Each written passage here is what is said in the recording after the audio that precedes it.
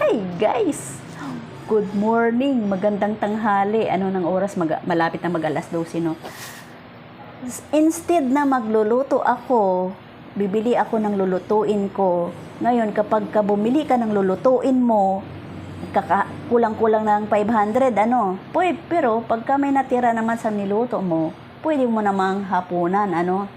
Pero tinamad siguro ako magluto guys, kaya bumili na lang din ako ng luto at dalawang klase ha. Oh. Pero siyempre, pagtiyaga natin kung anong lasa, no? Pero masarap naman to guys kasi ang may-ari nitong binili kong pagkain ay suki ko. Ang binili ko ay sinigang at saka kare-kare. So magkano isang order guys?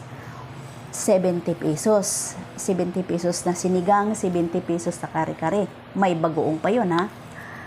Kaya nga, kapag magluluto ako, kulang-kulang ng 500. Kasi halimbawa magluto akong sinigang, magkano yung kalahating kilo? 200. Yung kangkong, 220. Kangkong, 20 pesos. O, 220 na. Ang kamatis, 30. Ay di, 250 na. Oh, yung sibuyas, maliliit, 30. Magkano na yun, guys? Ano na? 20 plus 30 plus 30. Limutan yata. Baboy, 200. 200 yung baboy. Kangkong 20. Grabe, kailangan ko talaga ng listahan, guys.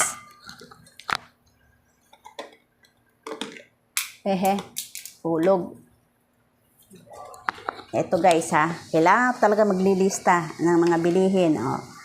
Baboy, 200. Kangkong kangkong 20. Kamatis, 30. 30 na kamatis. Mahal ang kamatis ngayon guys. Sibuyas na maliliit, 30. Yung nakasupot na maliit, 30.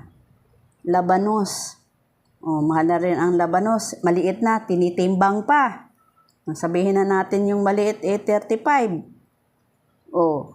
Tapos yung kailangan sa sinigang ko guys, may kasama pang gabi. Gabi. Magkano yung gabi? Mahal ang gabi ngayon. Nasa 35 ang 1/4. Sabihin na natin 35 kasi 40 na. Tumaas daw dahil sa bagyo. 35. Asan yung mga ingredients guys? Yung pampasarap. Aalisin na natin yung mga pampasarap. Kung may stock ka naman ng pampasarap dyan, idadagdag mo pa. Ayan. Ulam pa lang to guys Ulam. 0. 10. 14, 15. 350. Tapos, ipapakita ko sa inyo ang aking panghimagas. Tapos, yung aking panghimagas ay pakwan na hiniwa. Dalawang hiwa. Ayan. 35 ang isa. 35 ang isa guys. Ano na ito? 70 pesos na ito. Idadagdag nga natin kasi tuwing kakain kami may panghimagas talaga 70 pesos. 5 plus 7, 12.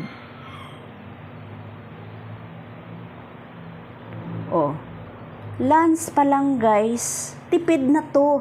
420. Tipid na to guys. Kaya kung magluluto ka,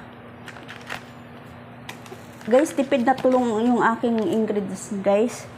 Ingredients ko, tipid na talaga to. Maniwala ka,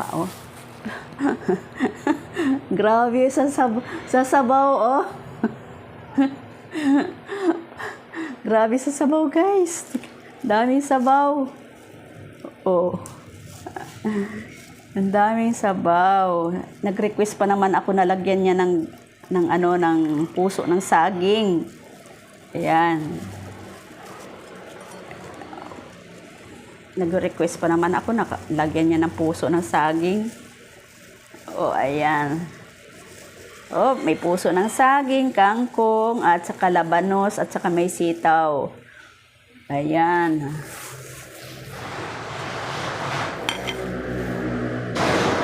Ayan guys, oh. Ha? Ito bagoong. Ayan. Ito, kasama to sa kare-kare guys.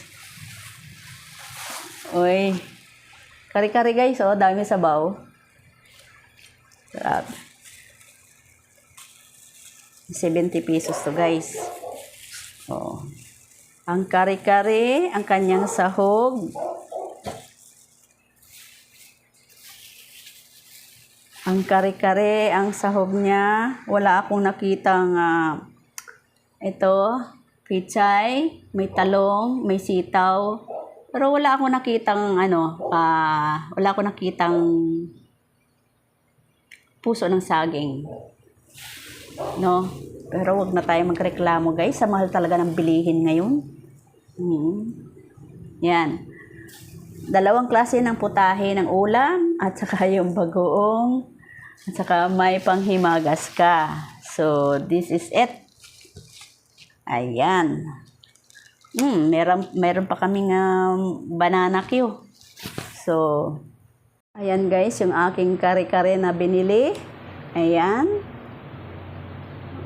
Ayan naman yung aking sinigang. Ayan, umaapaw sa sabaw. At ito naman yung bagoong. Ayan. So, ayan na yung aking panghimagas pakwan guys. So, that it's pwede na. Makakaraos lang guys. Thank you Lord. Ang mahal talaga ng bilihin ngayon. So guys, ito ang inyong lola na nagpakita sa inyo. Don't forget to like, comment, share, and subscribe. Bye!